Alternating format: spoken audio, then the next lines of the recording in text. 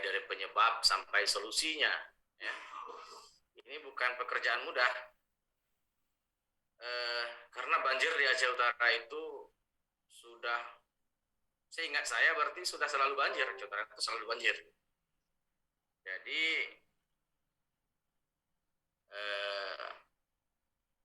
saya pikir sudah cukup banyak para pakar-pakar membahas itu, ya. Jadi memang tidak mudah untuk mengkaji itu sampai kepada penyebabnya, gitu ya. Bukan pekerjaan mudah itu. Yang pasti satu kita pahami bersama bahwa banjir itu ya karena ada air. Gitu. Itu pemikiran yang sederhana ya. Banjir karena ada air. Terus airnya dari mana? Ya dari hujan. Jadi siklus hidrologi itulah yang membuat terjadinya banjir. Sebelum saya melanjutkan lebih jauh, kira-kira para audien yang hadir ini bisa membantu saya sedikit, minimal menyampaikan pemikirannya agar diskusi kita bisa hidup. Ada satu pertanyaan saya kepada para audien. Kalau banjir terjadi itu, yang paling menderita itu siapa? Anda kira bisa membantu saya?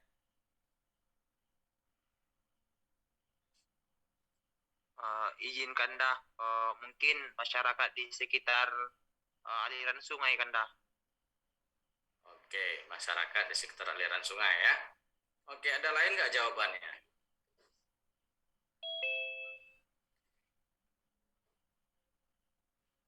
Ini banyak yang ini, tapi kayaknya nggak ngerespon ya. Sepertinya keluar masuk saja. Hanya tinggal 12 partisip. Ya, kenapa? Ada yang terdampak langsung oleh bencana banjir itu paling dirugikan. Siapa itu kira-kira yang paling rugi itu? Yang paling menderita ya? Pertanyaan saya, yang paling menderita akibat banjir itu siapa? Kira-kira? Ya, yang terdampak itu yang terkena banjir. Seperti pemukiman yang terkena banjir itu ya menderita pastinya. Oh, gitu itu ya? Menurut saya. Ya, boleh. Jawaban yang cukup bagus saya pikir ya, memang begitu. Tapi ada lagi lain nggak kira-kira yang bisa memberi satu jawaban secara ilmiah bahwa yang rugi itu kalau terjadi banjir itu siapa sebenarnya?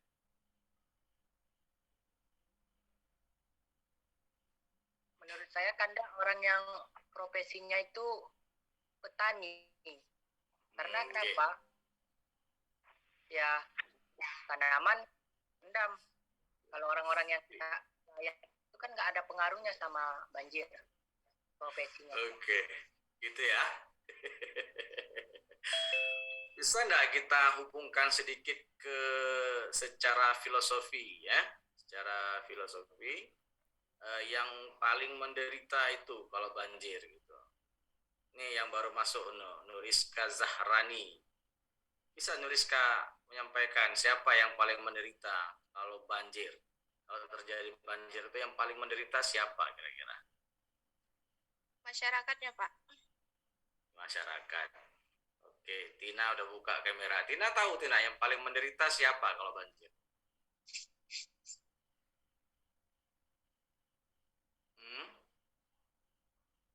Masyarakatnya, Kanda. Masyarakat ya, oke. Audio saya terdengar dengan baik ya di semuanya ya? Ya, terdengar Kanda. Oke, makasih. Oke, ini yang baru connecting, Ade Muspita. Tahu Ade siapa yang paling menderita kalau banjir? Assalamualaikum warahmatullahi wabarakatuh. Waalaikumsalam. Mohon maaf Kanda, tadi terlambat masuk dikarenakan sinyal kurang bagus. Iya, oke. Iya, boleh diulang pertanyaannya Kanda? pertanyaannya kalau banjir itu yang paling menderita siapa? Hmm, kalau banjir terjadi ya, Iya, eh, seluruh masyarakat Kanda. Pastinya seluruh masyarakat. warga-warga yang terkena banjir itu sendiri yang menderita. Gitu ya. Ya, ya, ya, ya. Oke. Hmm. Oke, bagus semua pertanyaan, semua jawabannya. Ada lagi yang ingin membantu saya sedikit agar interaktif kita lebih interaktif gitu ya, agar interaksi kita lebih interaktif. Ada? Hmm, yang cowok-cowok ini memang di mana-mana agak malah agak apa ya, kurang apa ya. Oke, perhatian semuanya. Itu kalau banjir terjadi, yang paling menderita itu tidak lain dan tidak bukan itu air. Air yang paling menderita. Memang kedengarannya konyol, tapi itu ilmiah dan sangat filosofis. Coba kita bayangkan bahwa air itu memiliki sifat mengalir dari tempat yang tinggi ke tempat yang rendah. Secara hidrologis, dia itu turun dari langit, kemudian hujan itu turun dari langit, kemudian dia mengalir ke sungai, pada akhirnya dia ingin kembali ke laut agar bertemu dengan teman-temannya yang paling banyak di laut, kan begitu. Kemudian dia akan menguap lagi mengikuti siklus hidrologi. Nah, coba bayangkan kalau banjir terjadi dia tidak bisa mengalir ke laut, cukup menderita dia kan, paling menderita air itu gitu. Jadi dia kepinginnya mengalir ke laut, tapi dia tidak bisa mengalir, sehingga dia terperangkap di tempat-tempat yang seharusnya bukan tempat dia. Air itu tempatnya di hutan, di sungai, di laut, dan di awan. Kan begitu siklus hidrologis yang kita pelajari selama ini. Tapi ketika dia terperangkap ke kampung-kampung, maka dia seperti terpenjara. Jadi kesimpulannya, kalau dijawab masyarakat yang rugi, yang paling menderita, mungkin iya secara materi. Tapi secara hukum alam, yang paling menderita itu adalah air, karena dia terpenjara. Gitu. Itu jawaban filosofis, memang kedengarannya konyol, tapi pada kenyataannya itulah dia. Banjir terjadi karena ada hukum siklus hidrologis yang tidak berlangsung secara sempurna. Jadi hukum sederhananya, banjir itu terjadi karena turunnya hujan dalam intensitas yang lama, dalam curah hujan yang tinggi, kemudian dia berada pada suatu tempat yang seharusnya dia mengalir, di tempat-tempat tertentu dia tidak bisa mengalir. Nah, ini penyebabnya banjir. Kemudian banjir itu juga terjadi, tadi penyebab yang saya sampaikan karena terjadinya curah hujan yang terlalu tinggi, di mana tidak seimbangnya aliran air dengan jumlah curah hujan yang terjadi. Artinya distribusi air dengan supply yang terjadi itu tidak seimbang. Kemudian yang kedua, karena tanah itu jenuh air.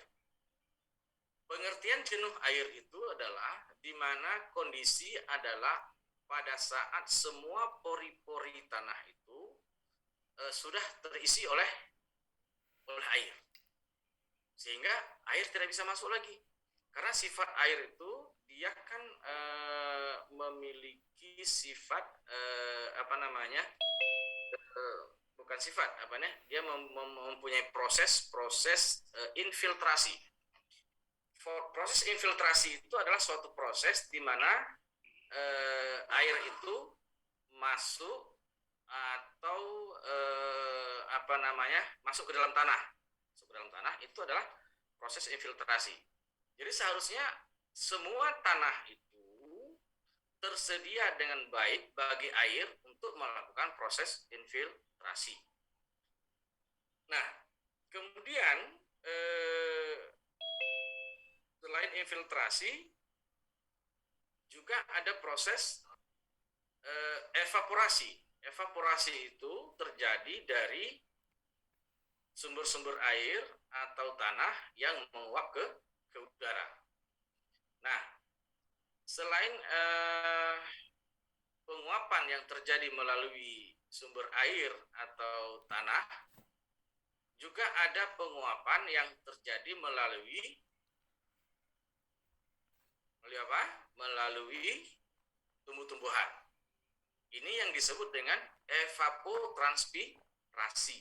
Evapotranspirasi artinya penguapan air melalui tanaman.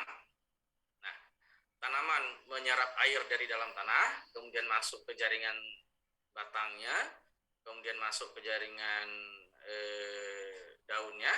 Dari jaringan daun dan jaringan batanglah mengalami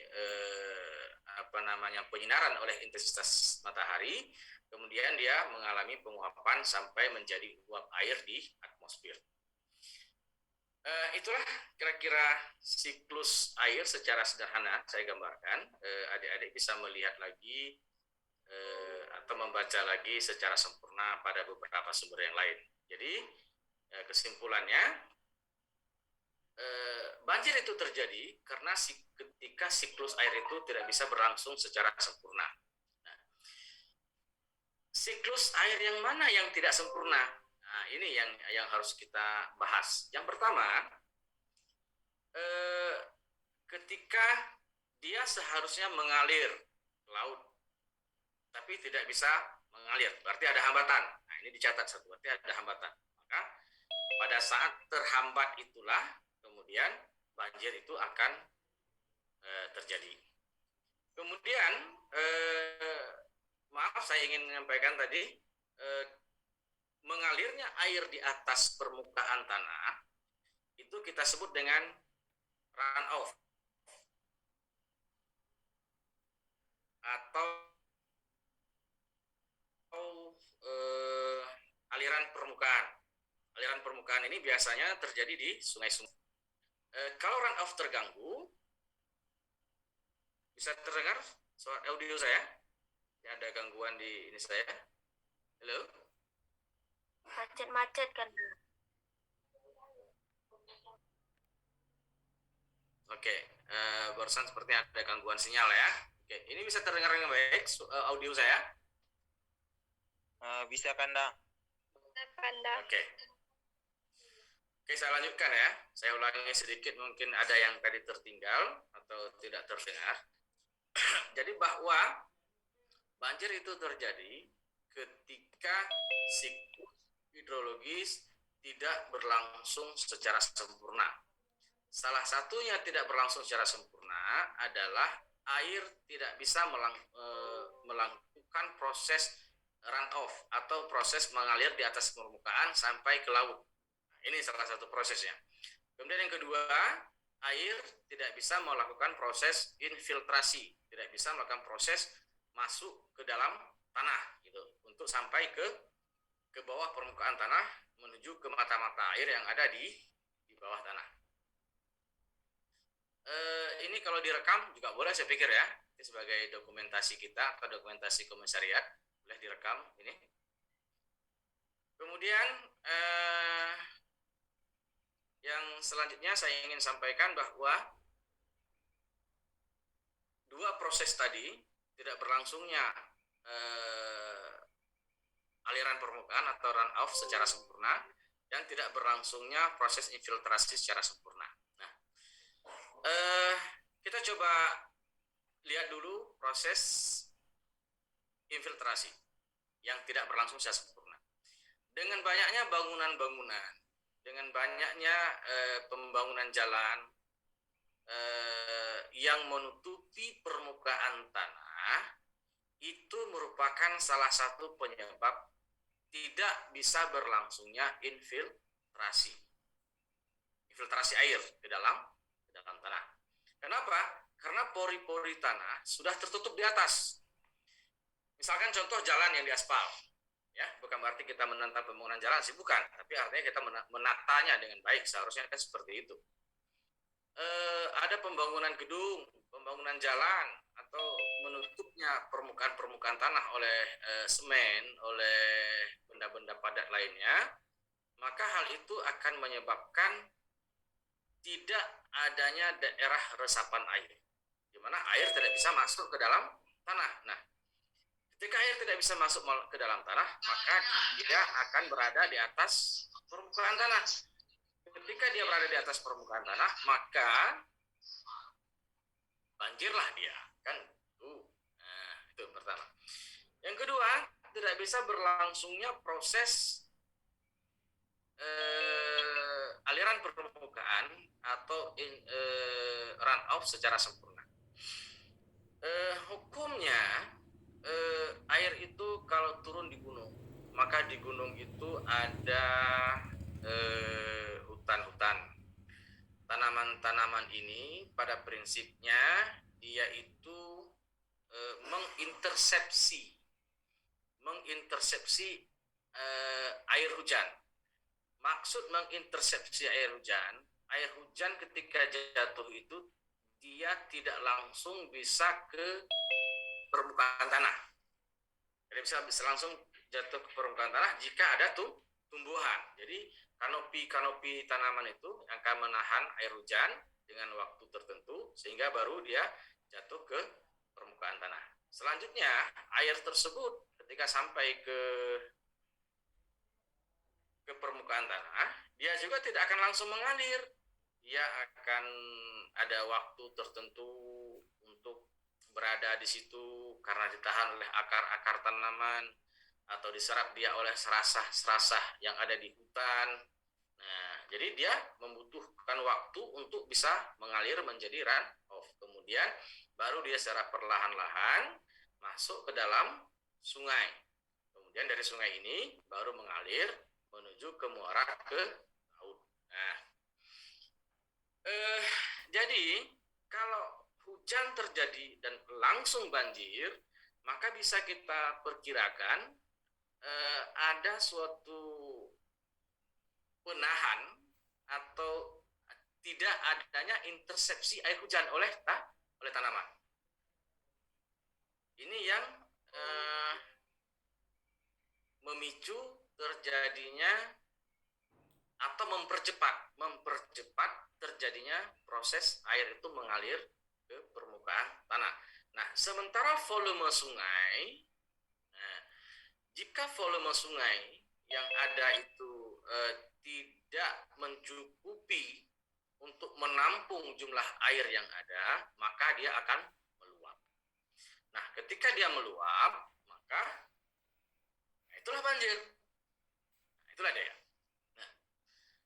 Nah, sering kita mendengar daerah aliran sungai.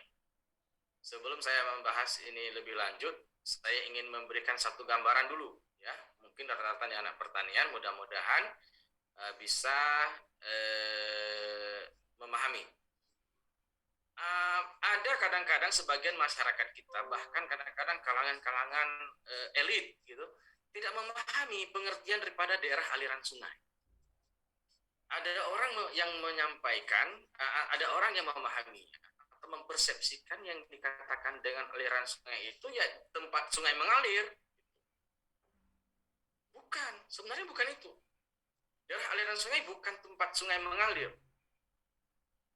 Tapi aliran sungai, tapi daerah aliran sungai, kalau dalam bahasa Inggrisnya disebut basin atau watershed atau catchment area lebih kecil, gitu ya. Jadi yang kita sebut dengan aliran sungai, daerah aliran sungai adalah suatu areal yang dibatasi oleh punggung-punggung gunung atau titik-titik tertinggi sampai ke laut. Nah, jadi punggung artinya begini, ini saya gambarkan secara visual. Ini misalkan gunung, tangan saya ini gunung, maka titik-titik tertinggi ini adalah batas daerah aliran sungai. Ke arah ini sampai ke bawah, sampai ke laut, itu disebut dengan daerah aliran sungai. Kemudian ini sebelah sini juga daerah aliran aliran sungai. Jadi bukan tempat sungai mengalir itu dikatakan aliran sungai, bukan.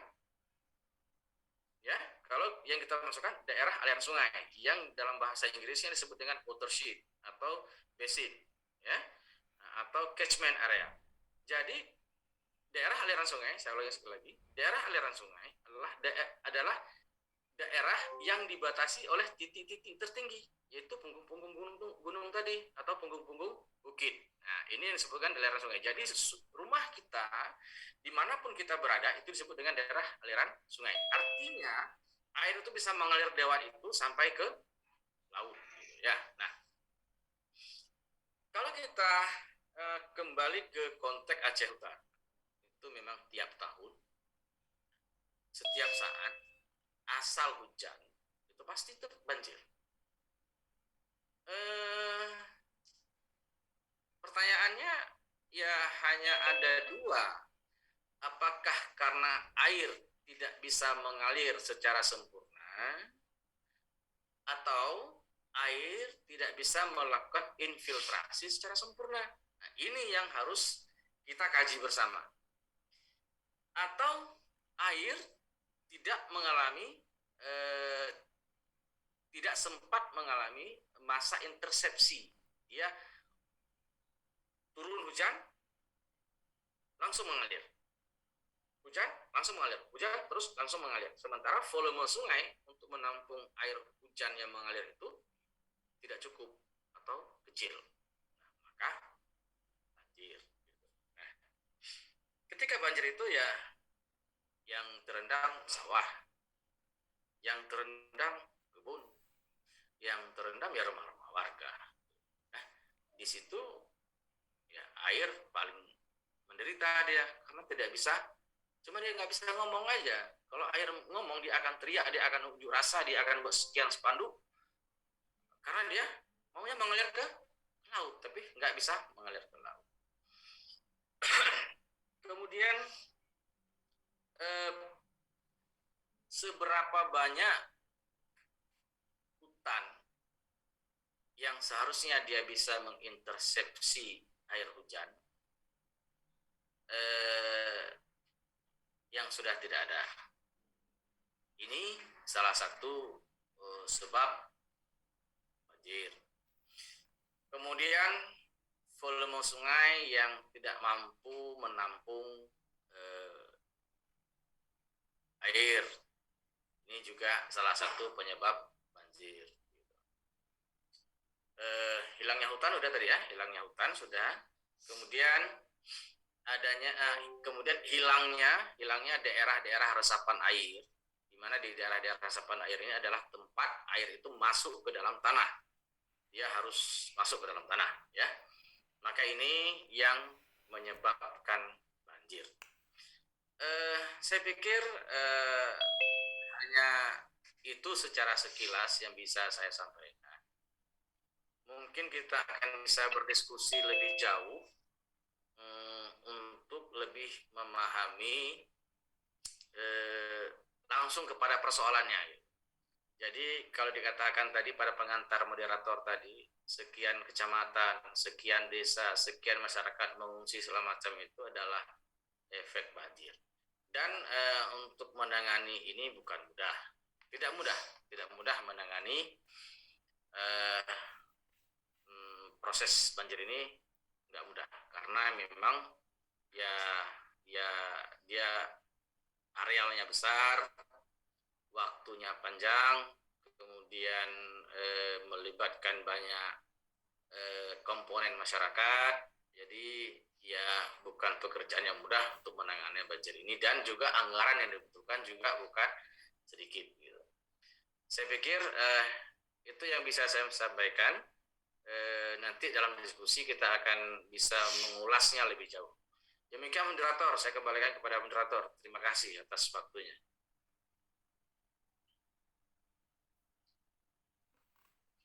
Baiklah, terima kasih kepada Kanda yang telah menyampaikan pemaparan materi mengenai penyebab banjir di Aceh Utara. Kepada teman-teman yang ingin bertanya, persilahkan.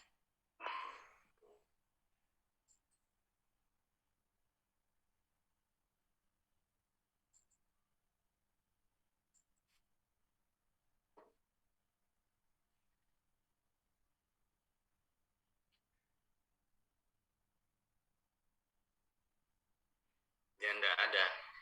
Pasti nggak ada yang bertanya. Tapi kalau kita buat apa namanya undian berhadiah, nah, itu pasti menarik semuanya gitu ya.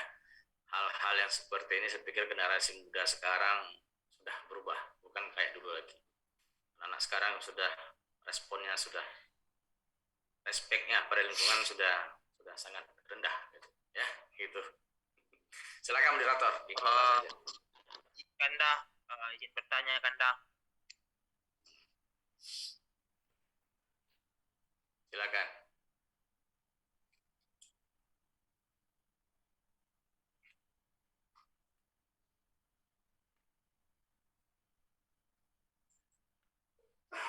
Silakan moderator.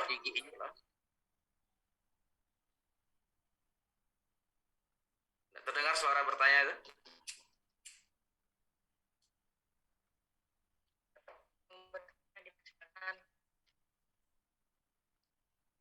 Oke, bismillahirrahmanirrahim. Assalamualaikum warahmatullahi wabarakatuh. Salam. Waalaikumsalam warahmatullahi Perkenalkan, wabarakatuh. perkenalkan nama saya Indra Saputra Pandiangan dari HMI Komisariat Pertanian. Yang pertama saya ucapkan adalah ucapan terima kasih kepada pemateri yang sudah memberikan pemaparannya mengenai dampak, penyebab serta penyelesaiannya. Mungkin di sini saya ingin bertanya ini Kanda. Mungkin tadi kan ada kutipan bahwasanya dalam penyelesaian banjir di Aceh Utara ini memang tidak bisa kita libatkan hanya harus melibatkan semua kalangan. Jadi tidak bisa egois masyarakat saja yang berpartisipasi, namun semua elemen dari masyarakat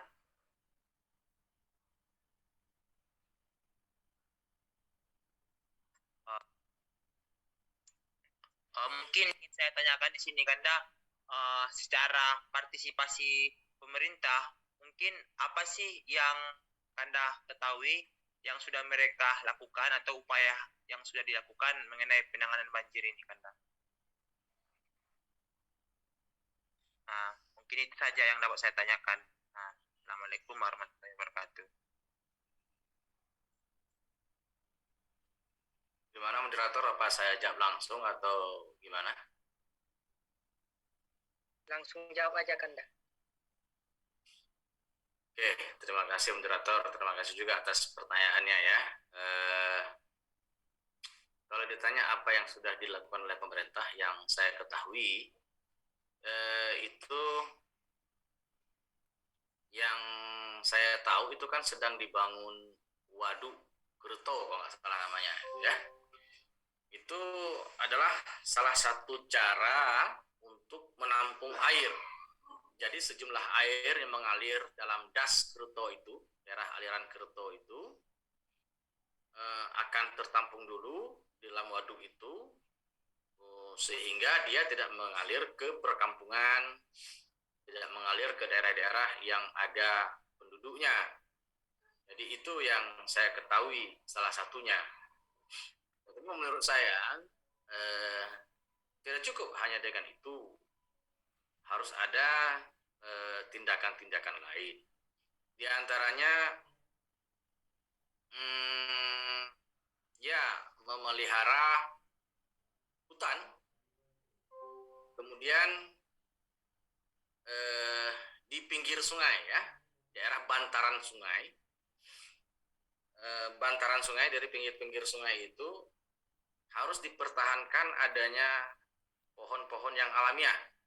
Dulu itu masa-masa kecil saya itu sepanjang bantaran sungai, sepanjang pinggir-pinggir sungai itu ada pohon bambu.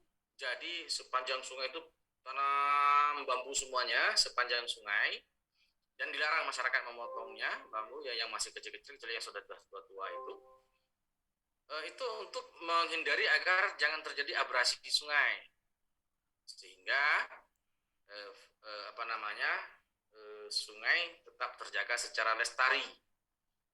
Kalaupun dia akan terjadi meluap, maka akan tertahan dulu oleh adanya pohon-pohon bambu yang rapat tadi. Pohon bambu yang rapat itu jadi sehingga akan lama membutuhkan waktu sehingga air untuk sampai ke perkampungan. Cuma masalahnya saya sekarang masyarakat juga membangun rumah di sekitaran sungai. Jadi ini juga salah satu faktornya. Jadi itu Indra yang bisa saya jawab tentang apa yang dilakukan oleh pemerintah.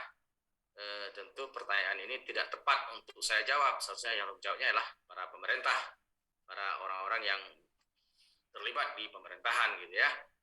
Karena saya tidak tahu persis apa program-program pemerintah dalam mengendalikan banjir di Aceh Utara, saya tidak tahu persis. Kalaupun saya tahu hanya saya baca-baca di media massa saja, berarti saya pikir ya pengetahuan kita sama-sama saja semuanya gitu, tentang informasi itu. Demikian Indra, moderator saya kembalikan. Saya ingin bertanya Kanda. Tadi kan dari tadi pengaruh yang alami. Bagaimana dengan pengaruh non alami sendiri? Seperti kita ketahui kalau kita membahas banjir pasti nggak jauh hanya dari sampah, apalagi sampah plastik. Nah, yang ingin saya tanyakan Kanda, apakah sampah plastik ini pengaruhnya besar terhadap penyebab banjir?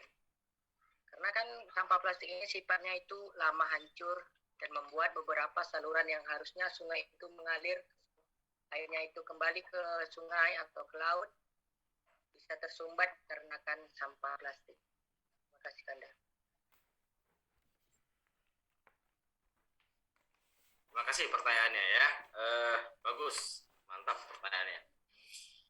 Kalau berbicara tentang sampah plastik, tentang kondisi banjir yang terjadi sekarang itu, saya pikir pengaruhnya tidak signifikan. Maknanya bukan berarti sampah plastik tidak berbahaya, bukan. Tapi banjir yang terjadi itu kan karena ada luapan air sungai. Dan area yang terkena banjir itu di daerah pedesaan, terutama daerah-daerah yang dekat dengan sungai dan daerah-daerah yang dekat ke daerah gunung. Artinya di pedalaman, bukan di perkotaan. Sementara sampah plastik itu kalau kita lihat sumbernya kan dari masyarakat. Masyarakat yang banyak itu kan adanya di daerah perkotaan. Dan perkotaan yang bagi daerah untuk kawasan kita ini yang paling banyak kan di pesisir. Nah, jadi bukan karena banyaknya sampah plastik di pesisir kemudian banjir di gunung. Ini tidak ada korelasi. Jadi nggak bisa kita menuduh gara-gara sampah plastik terjadi banjir, bukan. Jadi itu bukan penyebab yang signifikan, pengaruhnya tidak signifikan. Jadi karena kenapa? Sampah itu adanya di kota, banjirnya di kaki gunung, banjirnya di pedalaman, tentu nggak ada hubungan, gitu ya.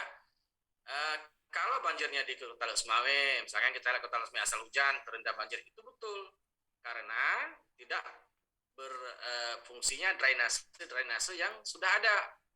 Jadinya tersumbatnya drainase. Nah, itu ketika ada air yang di jalan, turun hujan di jalan, air tergenang di jalan. Kenapa? Karena tidak berfungsinya drainase. Ada istilahnya drainase kota, ya. Drainase kota itu harus bisa mengalirkan air itu ke laut, gitu. Untuk Kota Lesmawe misalkan, itu sudah dibangun waduk usung. Salah satunya itu untuk mengendalikan banjir yang ada di Lesmawe. Tapi kenapa juga masih ada terendam, setiap jalan asal hujan itu terendam air? Karena drainase yang ada tidak berfungsi, sudah tersumbat oleh sampah. Tidak hanya sampah plastik, macam-macam sampah. Di sini juga dibutuhkan kesadaran masyarakat untuk selalu menjaga drainase itu agar bisa mengalir air dengan lancar. Itu yang saya tahu sedikit. Terima kasih Kanda. Kembalikan. Mungkin kawan-kawan teman-teman yang lain ada yang ingin bertanya, dipersilakan.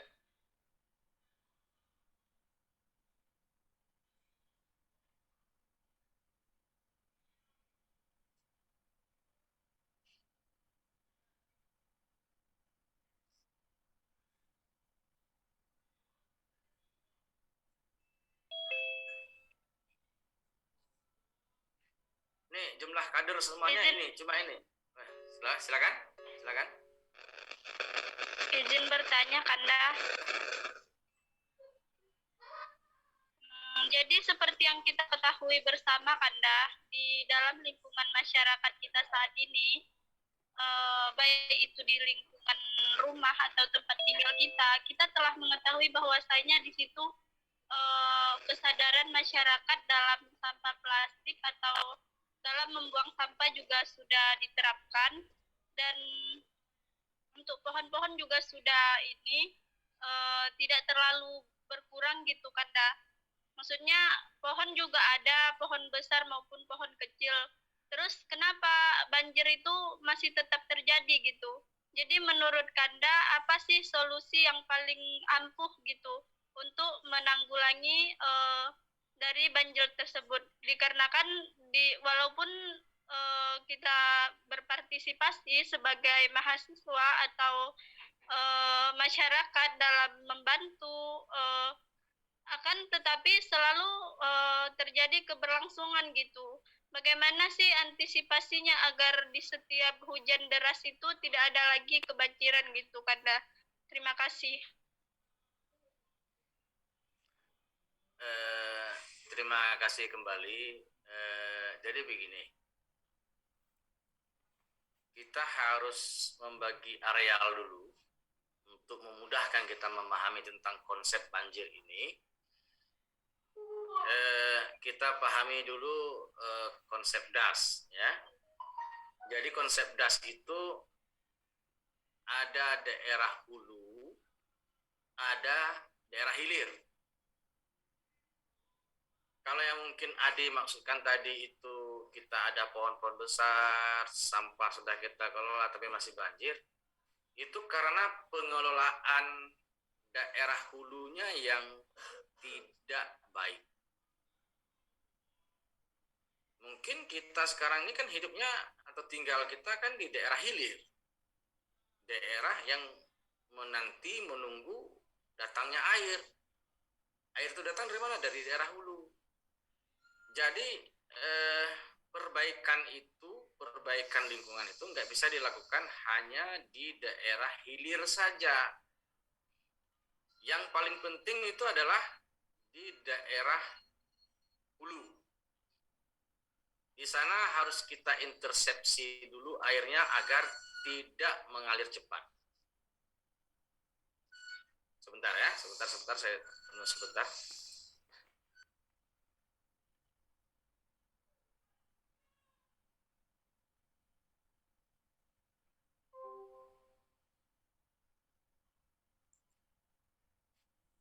Saya mohon maaf, ada sebentar tadi. Jadi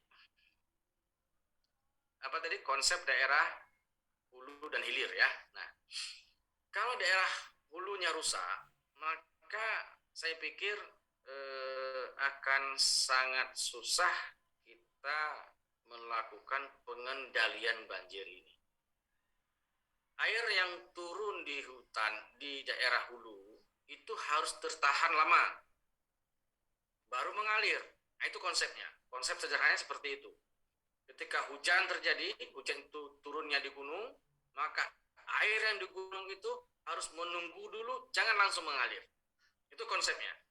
Jadi, bagaimana kita membuat agar air yang jatuh di hulu itu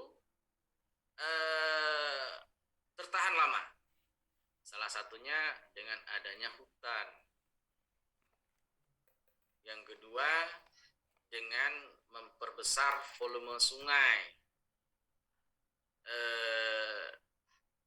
Memperbesar volume sungai bukan berarti sungai harus lebar, tidak. Sungai harus dalam. Kalau memperlebar sungai mungkin akan susah lagi gitu ya. Tapi harus tetap dalam sungai gitu ya.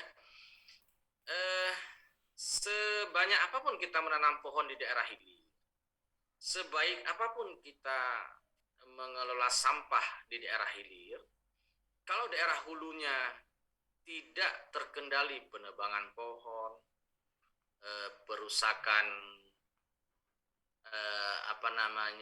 ada pengambilan tanah-tanah, kan ada gunung-gunung, bukit-bukit itu yang dirusak, diambil tanahnya untuk dijadikan daerah timbunan daerah mana gitu. Nah, itu juga salah satu penyebab terjadinya banjir. Bukan karena itu banjir, bukan. Karena perbukitan yang sudah ada di daerah hulu itu harus dipelihara. Supaya apa? Supaya dia menahan air. Ketika air tertahan di situ, maka dia akan butuh waktu untuk mengalir. Sehingga setelah kering daerah hilir, baru dia mengalir pelan-pelan. Kan begitu. Karena konsep sekarang kita adalah keadaan sekarang, kondisi bukan konsep. Kondisi yang kita alami sekarang. Di masa penghujan, kita kelebihan air. Di musim kemarau, kita kekurangan air. Kenapa? Karena tadi itu, tidak adanya areal yang menampung air hujan. Jadi harus ada suatu areal yang menampung, ya hutan, dia adalah hutan. Menampung air hujan, ketika turun hujan, dia tertampung di situ. Diintersepsi di situ. Kemudian pada musim kemarau dia akan mengalir pelan dan airnya jernih. Gitu. Coba kalau kita mungkin jalan-jalan ke hutan, kita lihat air terjun, itu kan salah satu bentuk air itu tertampung di suatu areal dulu, di daerah pebukitan yang banyak hutannya, kemudian dia mengalir pelan-pelan menjadi air terjun. Nah, air terjun itu turun, mengalir lagi ke dalam sungai pelan-pelan. Jadi di musim kemarau pun sungai tetap ada air. Tapi sekarang kan tidak lagi. Di musim hujan kelebihan air di sungai. Di musim kemarau kering air. Jadi sehingga itu yang saya maksudkan di awal ceramah saya pertama tadi, bahwa konsep hidrologis itu, siklus hidrologis tidak berlangsung secara sempurna. Inilah penyebab kita menerima kiriman air yang banyak. Nah, contoh Jakarta lah, kita lihat tiap tahun kan banjir terus. Kenapa? Karena daerah Puncak, daerah Bogor, itu kan hutannya sudah nggak ada lagi. Hujan turun mengalir. Jadi kapan air itu tersimpan dulu dia? Tersimpan dulu di dalam tanah, tersimpan dulu di hutan, kemudian mengalir dia pelan-pelan. Jadi seperti kita menabung. Ada uang kita tabung. Nanti kita perlu kita ambil baik pelan-pelan, kan begitu seharusnya. Ini konsep seperti itu. Kita punya uang banyak, habis. Asal punya uang, belanja habis. Pada waktu nggak ada uang, morat-marit kita. Nah, jadi konsep banjir kira-kira seperti itulah. Demikian saya pikir, moderator.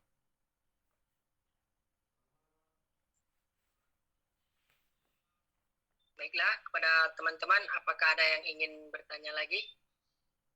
Saya persilakan.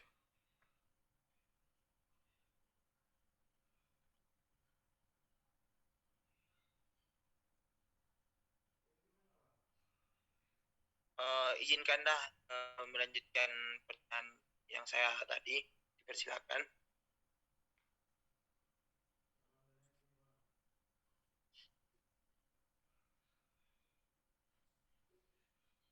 Gimana? Ada lagi?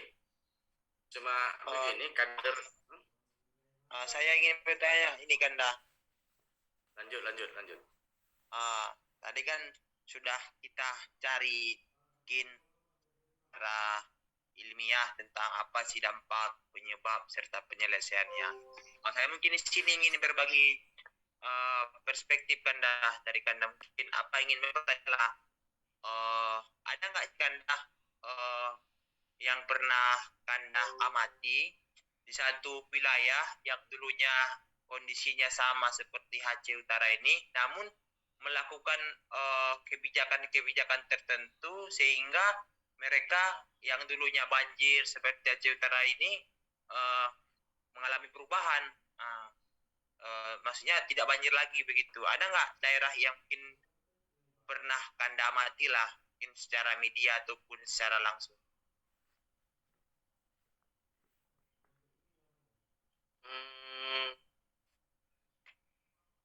Saya belum dapat informasi itu, ya. Daerah yang banjir kemudian dikelola, kemudian banjirnya terkendali, gitu ya. Hmm, terus terang saya memang kurang informasi tentang itu. Hmm, yang saya tahu memang hmm, ya sebelum kejadian, sebelum proses itu terjadi, hmm, itu dijaga lingkungannya, hutannya, sungainya. Seperti konsep di Papua, itu masyarakat di Papua itu sangat menjaga hutannya. Jadi mereka tidak sembarang, ada hutan adat, ada tanah adat, ada jadi macam banyak peraturan-peraturan adat yang pada akhirnya mereka itu ya menjaga hutan gitu ya. Tapi kalau kondisi udah rusak kemudian diperbaiki seperti apa, saya belum dapat informasi itu. Tapi saya pikir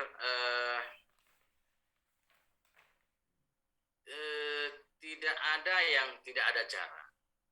Sepanjang kita mau dan bersungguh-sungguh, kemudian konsep itu dilakukan secara harmonisasi, maksud harmonisasi, sinergis ya, semua sektor, pertanian, kerjaan umum, semua dinas itu harus dalam satu konsep, jangan masing-masing gitu ya. Maka saya pikir jika ini dilakukan secara komprehensif artinya secara terpadu sinergis semuanya bisa kita atasi. Jadi insya Allah kalau nanti waduk Kerto itu selesai, itu salah satu caranya itu air sudah tertampung dulu di situ. Kita berharap nanti masyarakat di daerah Kerto akan maju dengan berkembangnya, mudah-mudahan akan menjadi daerah wisata, kan begitu. Kemudian airnya tertahan di situ. Jadi di samping juga kita terus melakukan konsep-konsep lain untuk menjaga kelestarian hutan, menjaga sungai tetap baik, jangan ada abrasi. Gitu. Insya Allah akan bisa. Gitu. Ya, demikian Indra sedikit. Para teman-teman yang lain, apakah ada yang masih ingin bertanya? Persilahkan. Mungkin ingin melanjutkan diskusi tadi boleh Kanda? Karena ada yang mengganjal juga mungkin Kanda kan? Karena ini dalam bentuk diskusi Kanda.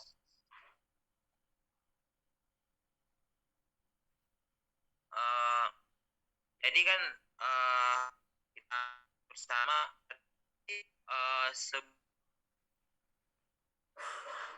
pembangunan waduk tadi berarti masyarakat di sekitar di sekitar daerah aliran sungai harus rela lah kan, dalam artian harus selalu bersabar lah dalam mengantisipasi banjir ini kan ya, karena kita melihat pembangunan waduk itu kan butuh waktu juga kan, jadi sebelum selesainya mungkin sebelum ada cara yang lain mungkin banjir akan terjadi terus begitu ya Kanda.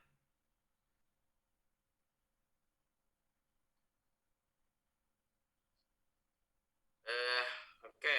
Sebelum saya menjawab pertanyaan Indra, ada yang ingin saya tanggapi dulu ya. Sepertinya Indra sendiri masih berpemikiran bahwa daerah aliran sungai itu tempat air mengalir di sungai ya, bukan itu ya. Kembali yang saya sampaikan tadi, daerah aliran sungai itu adalah semua wilayah itu daerah aliran sungai ya, daerah yang dibatasi oleh titik-titik tertinggi itu disebut dengan daerah aliran sungai ya. Kalau daerah yang dialiri oleh air yang ada di sekitaran sungai itu namanya bantaran sungai ya, atau pinggiran sungai, bantaran sungai ya. Ya, konsep waduk Kerto tadi ya begitu. Ya, memang kita harus bersabar ya. Tidak ada semua proses itu yang instan, nggak ada. Jadi memang itu terjadi melalui proses ya, bahwa semua harus melalui proses, tidak ada yang langsung instan, nggak ada. Jadi bahkan doa kita pun juga butuh proses kan. Kalian kan langsung masuk kuliah kan tidak langsung jadi sarjana, harus ada proses dulu. Jadi dalam proses menunggu hilangnya banjir di Aceh Utara ya proses pembangunan, ya proses meyakinkan orang. Ya saya apalagi orang-orang kita Indonesia ini kalau belum merasakan pedihnya banjir, ya nggak pernah sadar akan perlunya menjaga lingkungan, ya nggak sadar. Ya. Ya memang butuh proses. Ya kita harus bersabar dengan proses itu secara perlahan, tapi harus terus bergerak. Jangan bersabar jalan di tempat, harus bersabar dan terus berproses. Gitu. Sekian Indra. Baik, Kanda. Pikir yang lain kayak kurang bertanya, yang lainnya kurang. Apakah mungkin paparan saya yang tidak mengena atau memang kurang respon ya? Ya beginilah. Terima kasih.